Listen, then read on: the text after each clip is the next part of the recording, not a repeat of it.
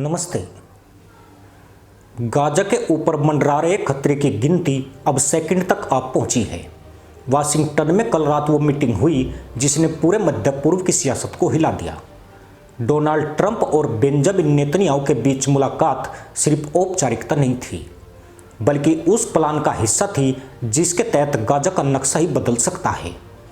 Israel और America ने मिलकर जो फार्मूला गढ़ा है उसमें 20 शर्तें रखी गई है और इन्हें मानने के लिए हमास को सिर्फ 72 घंटे नहीं बल्कि पहले चरण में 20 घंटे का अल्टीमेटम दिया गया है। सवाल यह है कि क्या हमास इन शर्तों को मानेगा, और अगर नहीं माना तो क्या गाजा की जमीन पर ऐसा तबाही का मंजर दिखेगा कि पूरी दुनिया दहल उठेगी। हम आपको वो पूरी कहानी बताएंगे जिससे साफ होगा कि गाजा के नाम पर कितना बड़ा खेल खेला जा रहा है। पहली बात, जो 20 शर्तें रखी गई है वो सिर्फ शांति की बातें नहीं हैं, उनमें गहरे पेच छिपे हैं। जैसे कि हमास को अपने सुरंगों के नेटवर्क ध्वस्त करने होंगे, हमास के लड़ाकों को हथियार डालने होंगे, गाजा में इजराइल की निगरानी टीम की तैनाती मंजूर करनी होगी और सीमाई इलाकों में हमास का कोई भी अस्तित्व नहीं रहना चाहिए। साफ है कि ये शर्तें दरअसल हमास को खत्म करने का ब्लूप्रिंट है। सवाल उठता है कि हमास क्या इतनी आसानी से झुकने वाला है? शायद ही कभी, क्योंकि अगर उसने हथियार डाल दिए तो वो संगठन ही नहीं बचेगा जिसने दशकों तक इजराइल को चुनौती दी है। मतलब साफ है, हमास ये फार्मूला स्वीकार करेगा, इसकी संभावना लगभग नामुमकिन है।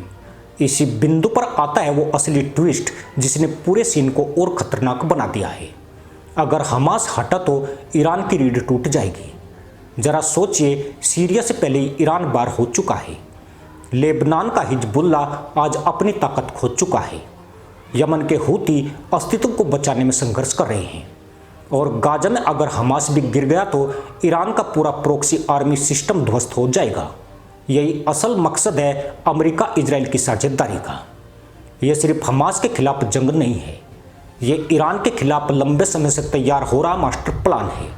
और यही बात खाड़ी देशों को चैन से सोने देती है, क्योंकि खाड़ी के मुल्क खासकर सऊदी अरब और यूएई लंबे समय से ईरान के प्रॉक्सी युद्ध से परेशान थी।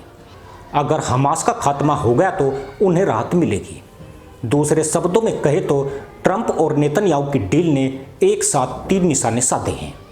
पहला हमास का खात्मा, दूसरा गाजा की कब्जेदारी और तीसरा ईरान की कमर तोड़ना। लेकिन असली सवाल तो यह है कि गाजा की कीमत क्या होगी। जवाब डरावना है। गाजा वह जमीन है जहां 20 लाख से ज़्यादा लोग रह रहे हैं। अगर अमेरिका और इजराइल ने मिलकर हमला बोल दिया तो गाजा के हर चौराहे पर सिर्फ धुआं और मौत का सन्नाटा बचेगा। आंकड़े बताते हैं कि इजराइल की मिलिट्री कैपेबिलिटी कितनी विशाल है। इजराइल के पास दुनिया की सबसे बेहतरीन मिसाइल डिफेंस सिस्टम आयरन डोम है।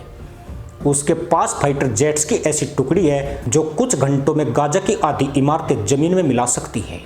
वही अमेरिका के पास वह सैन्य ताकत है जिसे दुनिया आज तक चुनौती नहीं दे पाई है। अगर ये दोनों साथ आ गए तो गाजा के लिए इसका एक ही मतलब होगा, पूर्ण विनाश।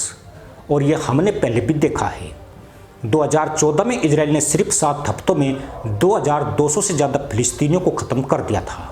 अगर अब अमेरिका सीधे मैदान में उतर आया तो आंकड़ा कई गुना बढ़ सकता है। अब देखें यहाँ पर कैसा खेला जा रहा है राजनीति का सबसे बड़ा पासा। ट्रंप चुनावों से पहले खुद को अमेरिका का मसीहा साबित करना चाहते हैं। उन्हें चाहिए एक ऐसी जीत जो पूरे अमेरिकी वोटरों को लगे कि हाँ, ट्रंप ही वो शख्स है जो अमेरिका की ताकत को सबसे ऊंचे स्तर पर लेकर जा सकते हैं। और नेतन्याहू वो जानते हैं कि उनके लिए इजराइल में कुर्सी बचाना तभी आसान होगा जब वो गाजा पर जीत का तमगा हासिल कर ले। दोनों के राजनीतिक हित अब एक दूसरे से जुड़ गए हैं और हमास उनकी पहली शिकार लिस्ट पर है। गाजा की सड़कों पर इस वक्त जो खामोशी है, उस खामोशी के पीछे डर की चीखें हैं। हर घर में ये सवाल घूम रहा है कि अगर हमास नहीं झुका तो बमबारी का शिकार कौन बनेगा, बच्चे, आम लोग या पूरी की पूरी गली। ये वही गाजा है जिसने सालों से कंक्रीट के नीचे सुरंगें खोदकर जिंदा रहने की जुगाड़ की है।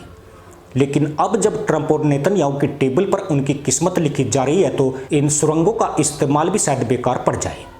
और यही जगह है जहाँ पर ईरान का कार्ड आने वाला है। ईरान चुप बैठने वाला नहीं है। अगर हमास पर हमला होता है तो पूरी संभावना है कि ईरान अपने बाकी बचे प्रॉक्सी को सक्रिय करेगा। हिजबुल्ला कमज़ोर भले ही हो चुका हो, लेकिन सीमाई हमले शुरू कर सकता है। यमन से हूती मिसाइलें दाग सकते हैं और शायद इराक सीरिया के शिया मिलिशिया भी उठ खड़े होंगे। इसका असर सिर्फ गाजा तक सीमित नहीं रहेगा, बल्कि पूरा मध्य पूर्व जल उठेगा।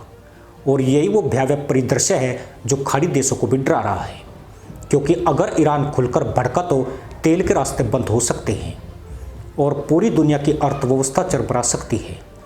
इसका मतलब है कि गाजा का संकट सिर्फ गाजा का संकट नहीं रहेगा, बल्कि वैश्विक संकट बन जाएगा। अब सोचिए, एक तरफ अमेरिका और इजराइल का कोलैबोरेशन, दूसरी तरफ ईरान का रिएक्शन, बीच में फंसे खाड़ी देश और इंसानी कीमत चुका रहा गाजा। असल कहानी यही है। यही वह सस्पेंस है जिसने पूरी दुनिया की धड़कनें रोक दी है। अगले 72 घंटे तय करेंगे कि गाजा बचेगा या जलेगा। अगले 72 घंटे ये भी साबित कर देंगे कि नेतन्याहू और ट्रंप के इस अल्टीमेटम में शांति का नाम कितना खोखला है। वो शांति जिसके नाम पर एक संपूर्ण विनाश का खाका तैयार किया गया है।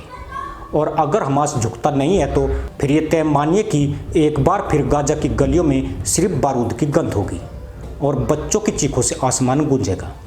यही है वह सच्चाई जिसको दुनिया आज देख रही है और जिसके संकेत आने वाले पल पल में पूरे मध्य पूर्व को हिला देंगे। इसी के साथ अनुमति दोस्तों, जय हिंद, वंदे मातरम।